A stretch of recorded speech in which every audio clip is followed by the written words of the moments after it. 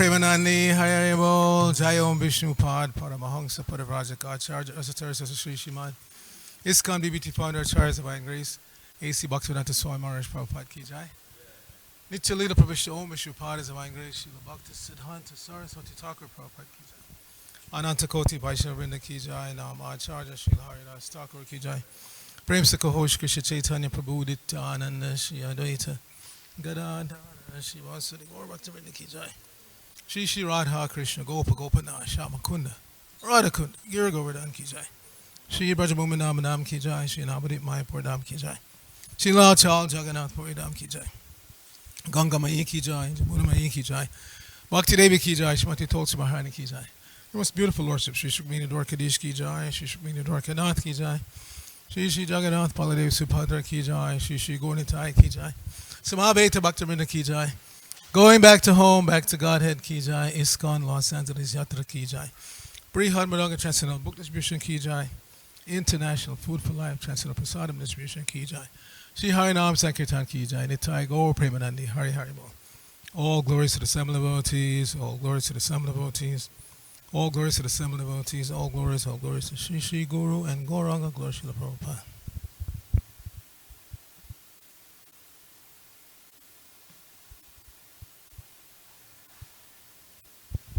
Narayanam Namaskritya Naram Chaiva Narotamam Deving Sarasatim Vyasam Tato Jayamatirayat.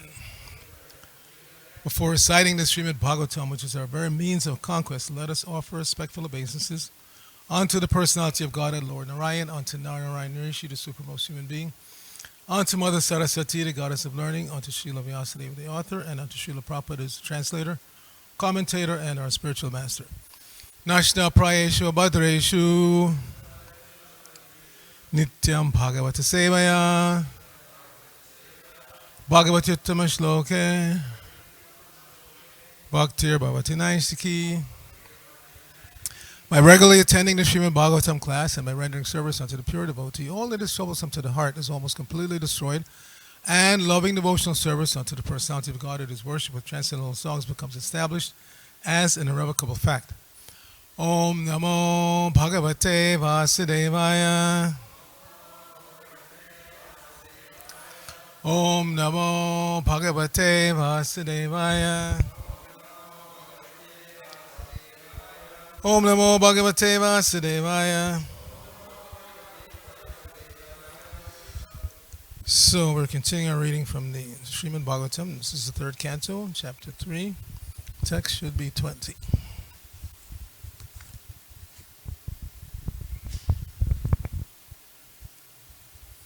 Snigdha Smitavalokena Vacha Piyusha Kolpaya Charitrena Navajena Shri Niketena Chatmana Snigdha Smitavalokena Vacha Piyusha Kolpaya Charitrena Navajena Shri Niketena Chatmana Snigdha Smita Valokena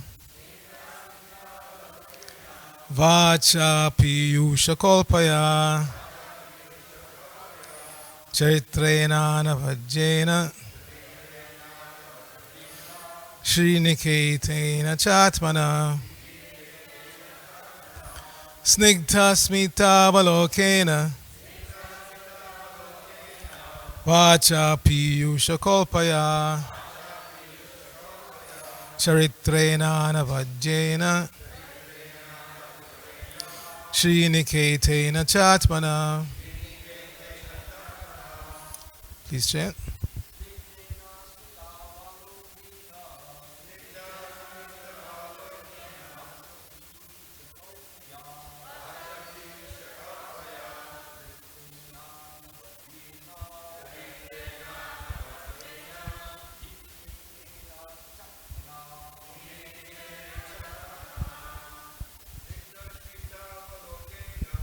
Vignasmita Balokena Vacha Piyusha Kolpaya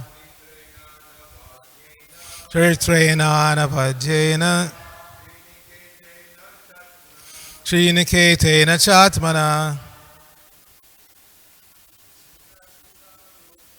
Snigdha Smita Balokena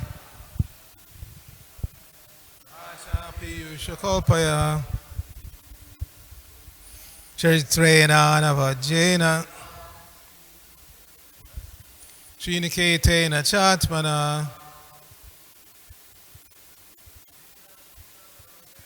Snigdha Smita Balokena Vacha Piyusha Kolpaya Charitrena Navajena Sriniketena Chatmana Vaishnavis Snigdha Smita Balokena Vacha Piyusha Kolpaya Charitrena Navajena Sriniketena Chatmana. Okay, synonyms. Snigdha, gentle. Smita Avalokena, by a glance with a sweet smile. Vacha, by words. Piyusha, Kolpaya, compared to nectar. Charitrena, by character. Anavajena, without flaw. Shri, fortune. Niketena, residence. Cha, and. Atmana, by his transcendental body. Srila Prabhupada's translation for this verse. He was there in his transcendental body, the residence of the goddess of fortune, with his usual gentle and sweetly smiling face, his nectarian words, and his flawless character. Please repeat. He was there in his transcendental body, the residence of the goddess of fortune, with his usual gentle and sweetly smiling face,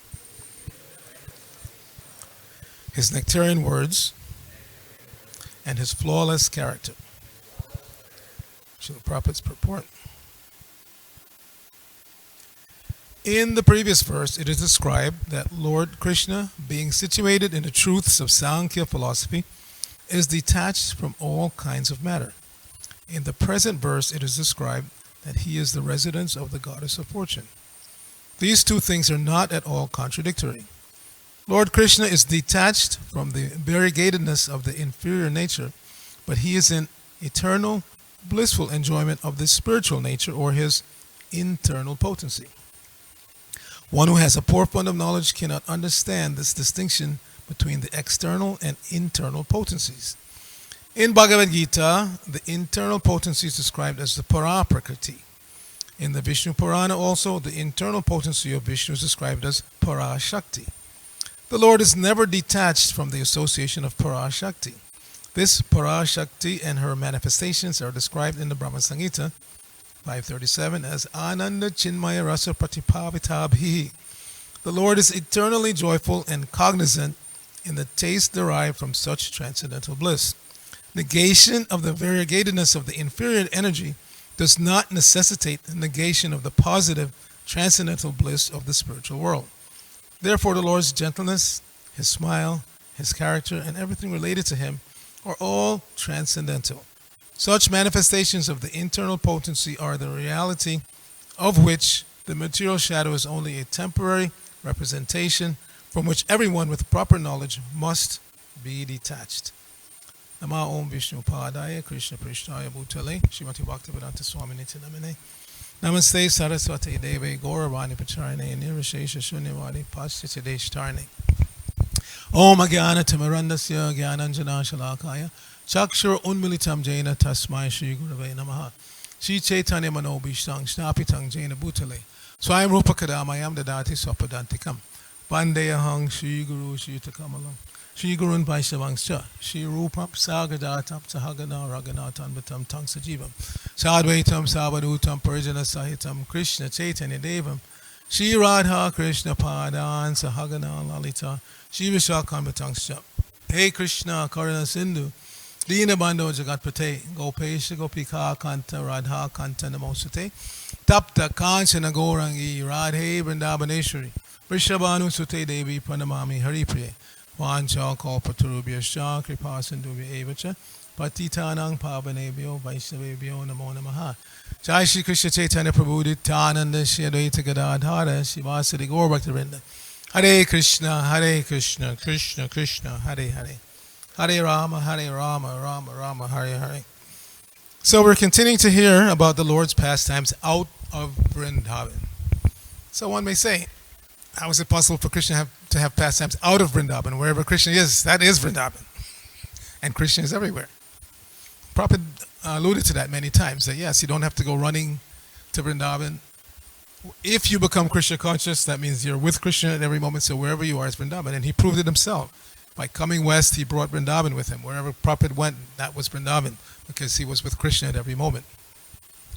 So the verse is saying he was there. So that there refers, in this context, to Dwarka. For many, many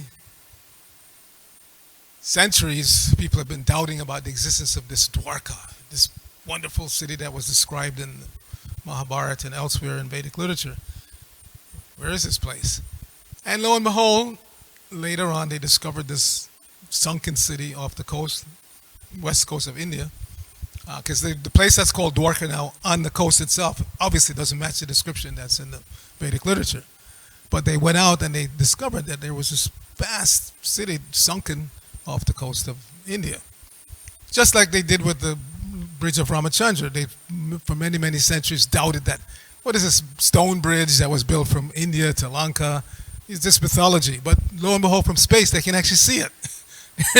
There's a bridge that goes from India to Lanka. It's sunken off the coast of India. So we don't need to wait for these empiric, corroboration of Vedic literature. We accept it as it is. At least we should. Don't waste time waiting for science to corroborate what's stated in the Vedic literature.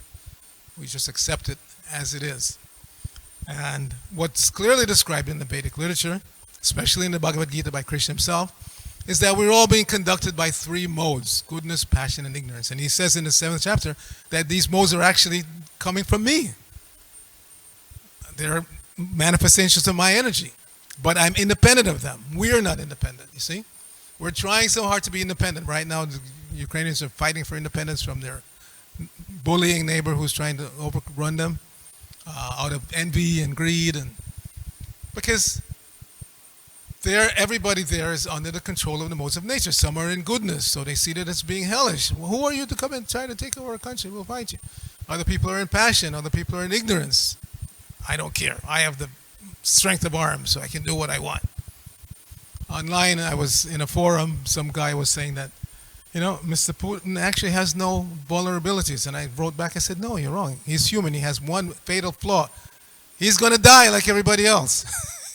You see, all his arms that he's flouting right now and threatening to push the nuclear button will not save him from his own death.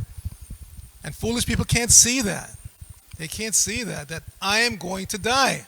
No matter how many people I kill in the name of enmity and greed and whatnot, I myself am going to die. So the Vedic canon is Asatoma Sat Gamaha. Don't stay in this asat. Don't try to enjoy this asat.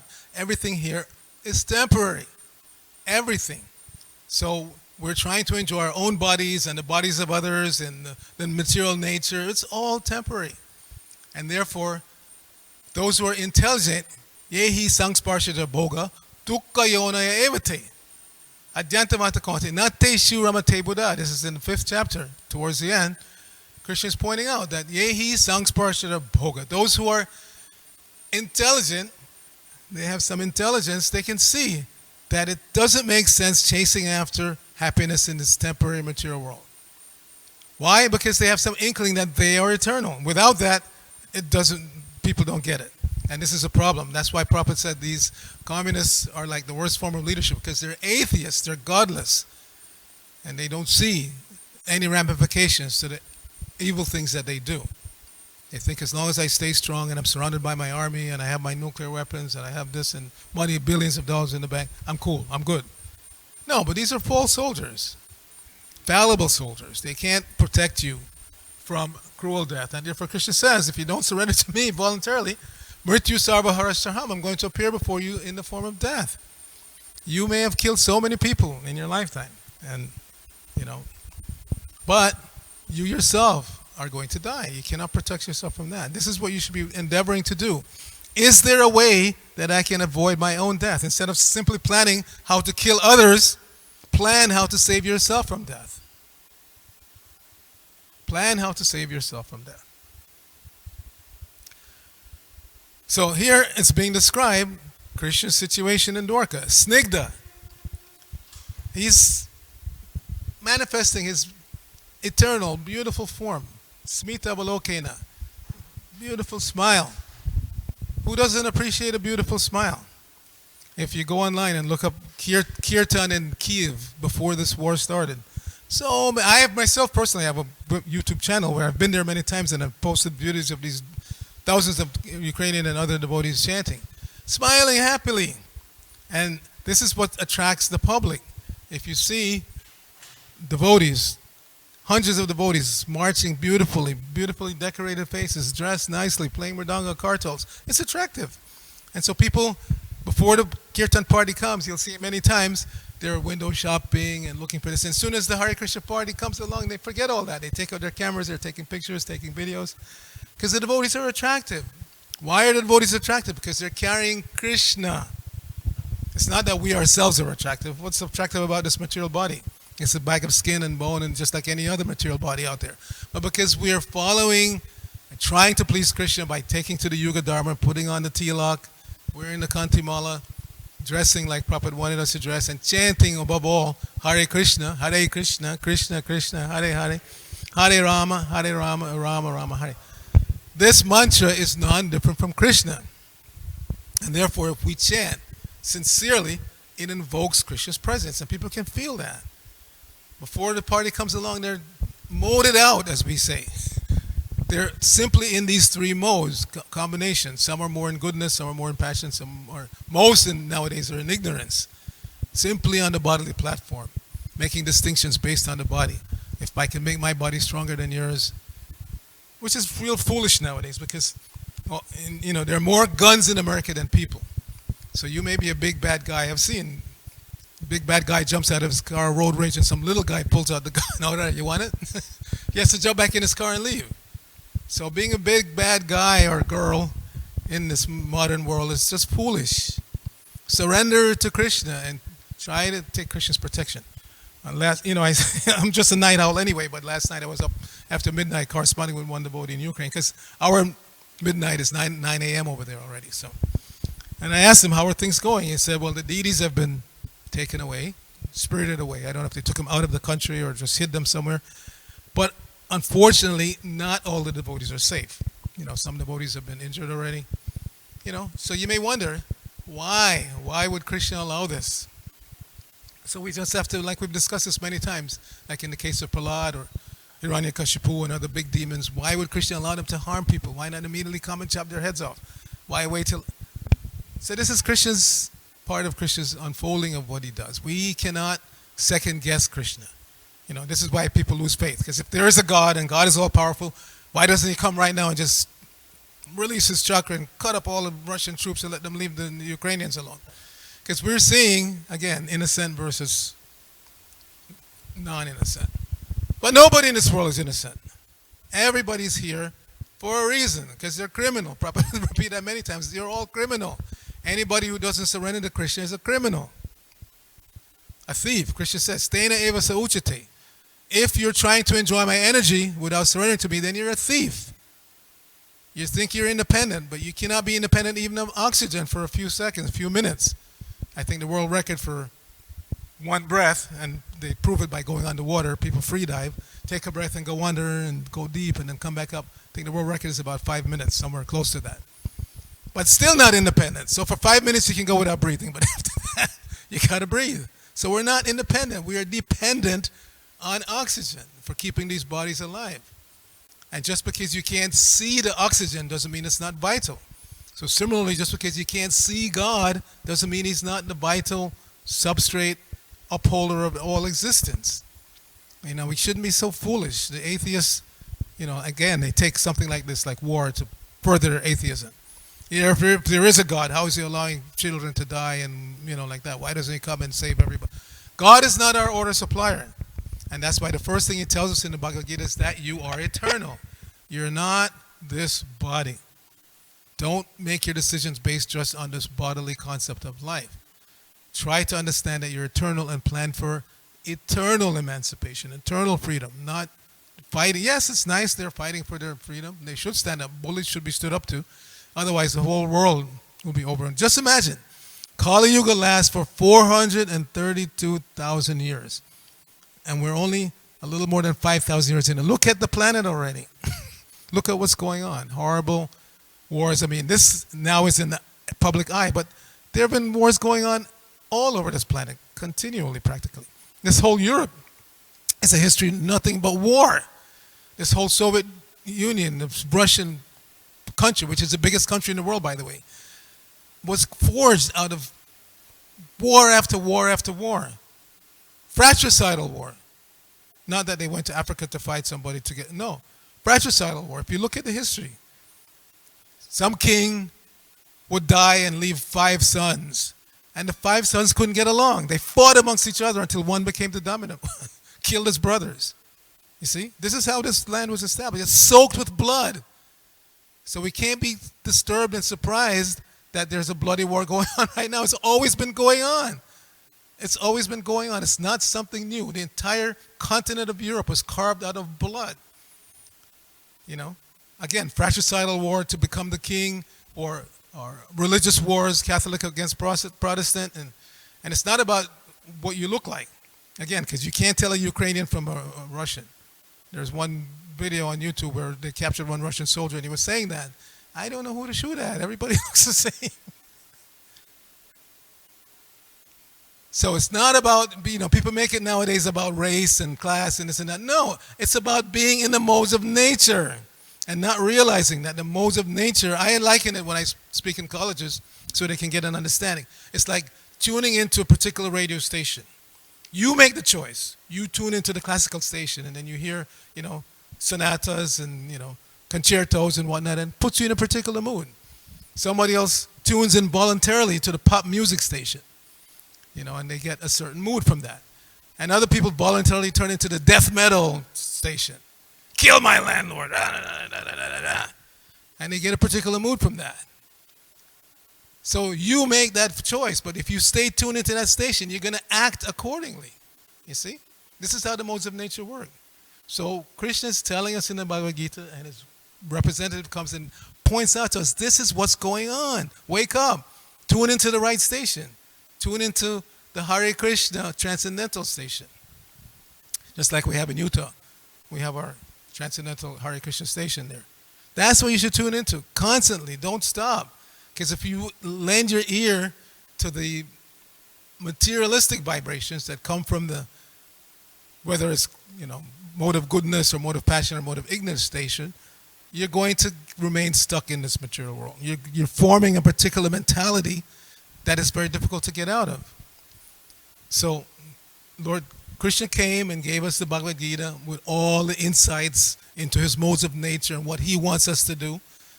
But we didn't listen. Prabhupada said, foolishly we say, who are you to tell me what to do? You want me to surrender? That's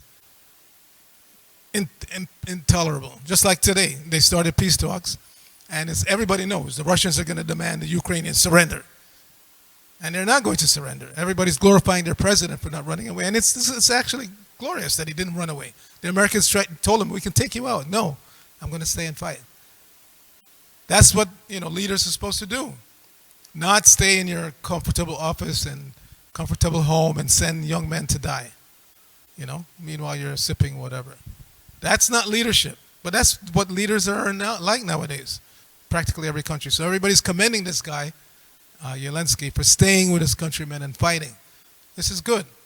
But that doesn't mean that everything that he does is good. One of the reasons why this war is happening, we know, is because people influenced by the modes of nature, they engage in sinful activities, and those reactions have to come back. They have to come back. They come home to roost in the form of wars, pestilence, famine. This is what happens, and they don't understand that. They don't understand that. So this is what preaching means. Preaching means going out into the public and making them aware that the solution is there. The answers are there. You just have to take them. Read Bhagavad Gita as it is. Implement it in your life. Take to the Yuga Dharma. Chant Hare Krishna. Every book that we distribute every day, that's the message. Read Bhagavad Gita. Chant Hare Krishna.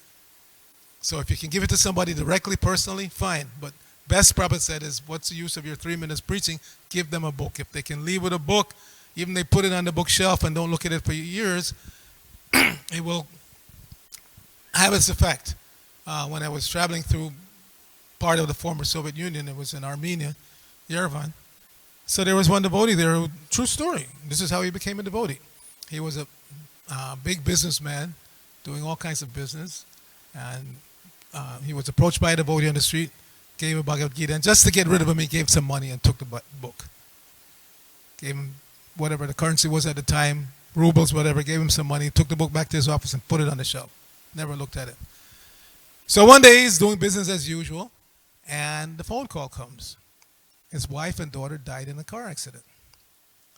So he was completely distraught. I mean, this is what most men work hard for, to make the wife and daughter happy, wife and son happy, right? Work hard. That's the motivation. Prabhupada even said, he learned that in economics in his college, that the motivating force for economic development is family life. Most people who don't have family, they don't care. They work, they don't work, sometimes they work. Most of the time they hang out on the internet. They don't care. But if you have a wife and children, that's the motivating force. So this guy, his life was devastated. He bought this Bhagavad Gita, put it on the shelf, never looked at it. Now the devastating news came. His wife and daughter died in a car accident.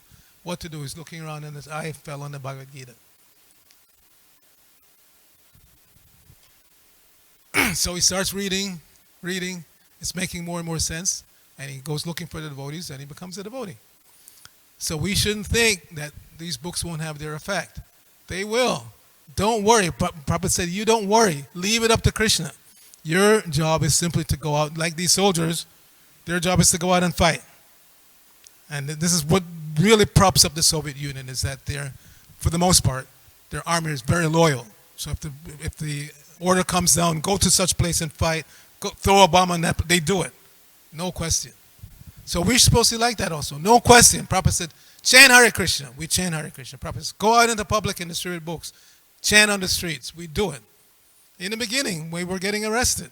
In New York and London, devotees were getting arrested every time the chanting party went out. Prabhupada said, don't be sorry. What do we do wherever we are? So you're in jail. Chant Hare Krishna. They'll get tired of arresting you. And sure enough, they did. Because these people just don't give up. They come out and chant. We arrest them. They even beat them up sometimes, and still they come back and chant. So they just, they gave up.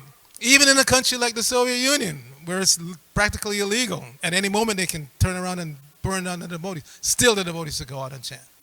You see? And it's that determination that expands the Krishna consciousness movement. Not any one of our individual ability. It's a collective determination to keep following Srila Prabhupada's recommendation. There was once in Hawaii, devotees would go out and chant in Honolulu. And one day, one old lady came up and gave money and took it back to Godhead.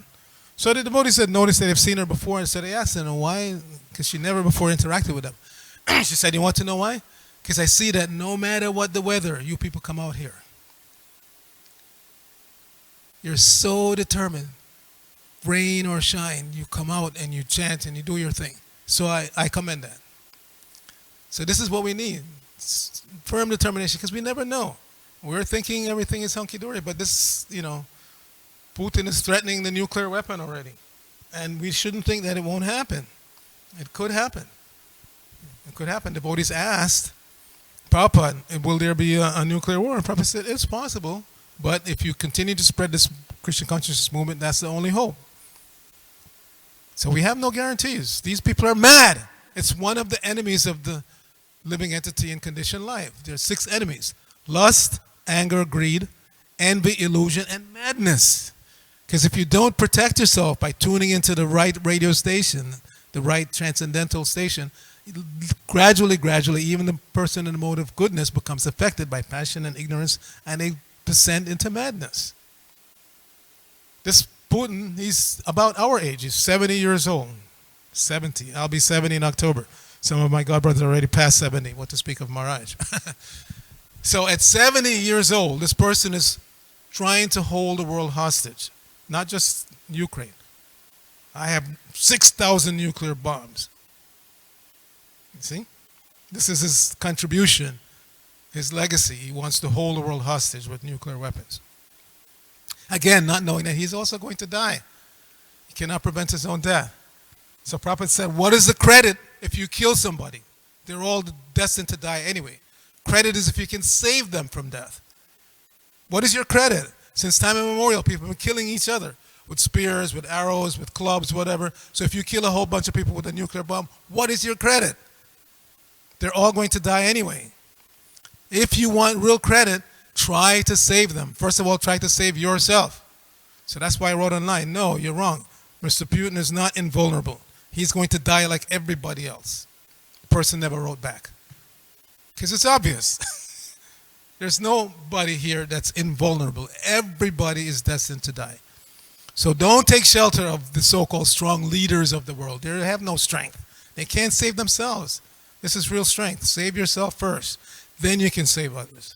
Just like when you fly in an airplane, they say, first of all, put on your own oxygen mask. Then you can tend to other people.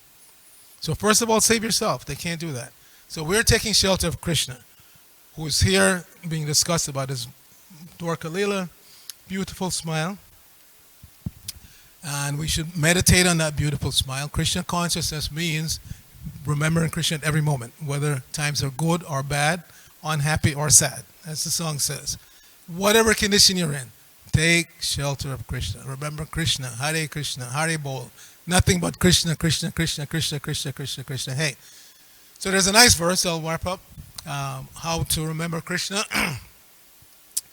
Madaram, it's very easy to remember. Everybody can remember this. You've heard it before. Madaram, Madaram, Bapu Asavebo. Madaram, Madaram, Badanam, Madaram. Madhugandhi, Smritu Etam, Etadaho, Madaram, Madaram, Madaram, Madaram. The word Madaram. Just remember that. You can remember the rest of it. So Madaram, Madaram, Bapu Asavebo. Krishna's Bapu, his form, is sweet. Madaram, Madaram. 2 times sweet. Madaram, Badanam, Madaram, Madaram, Badanam, Badaram. His face is very sweet. Madhu Gandhi, Madhu Smita, the same word in today's verse. Etareha. Badaram, Badaram, Badaram. But his smile is 4 times sweet. So the form, 2 times sweet. The face, 3 times sweet. And the smile on that face, 4 times sweet. Jai. Grantaraj Srimad Bhagavatam ki jai. Srila Prabhupada ki jai. Gaur Bhakta Vrinda ki jai. Hare Krishna.